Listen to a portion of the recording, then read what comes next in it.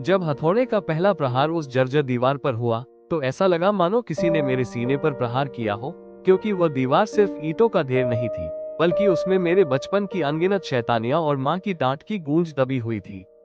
आज वो सारा शोर मलबे की इस खामोशी में कहीं गुम हो गया है।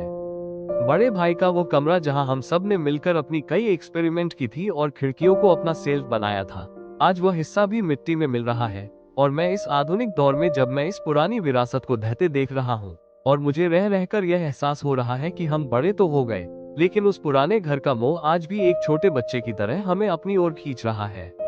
मेरी आंखों के सामने वो छोटा सा लड़का दौड़ रहा है जो पूरे घर में 3 पहिया साइकिल चलाया करता था। उस घर का हर कोना मेरी किशोरावस्था के संघर्षों और मेरे अद्भुत खेलों का गवाह था। 2026 की इस भागदौड़ भरी दुनिया में भले ही हम एक आलीशान और आधुनिक इमारत खड़ी करने जा रहे हैं, लेकिन मेरे मन का एक हिस्सा आज भी उन्हीं गलियारों में घूम रहा है जहां भाइयों की हंसी गूंजती थी।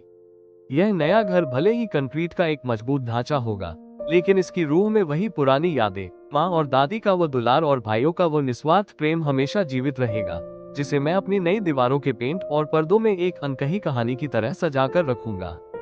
वो छत जो हमारे लिए सब खेलों का प्लेग्राउंड था, आज धीरे धीरे जमींदोज हो रही है, जिससे मन में एक अजीब सी रिक्तता और भारीपन महसूस हो रहा है। विकास की इस दौड़ में नया घर बनाना एक जरूरत तो है, पर उस पुराने किले को खोना एक ऐसी टीस है जिसे केवल वही समझ सकता है।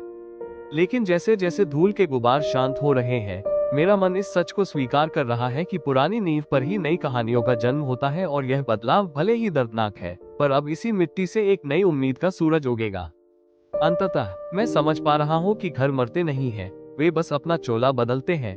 पुरानी दीवारें गिर रही हैं ताकि मैं अपने आने वाले कल को एक सुरक्षित और सुंदर छत दे सकूं, जहाँ पुरानी यादें कहानियों के रूप में हमेशा जीवित रहेंगी।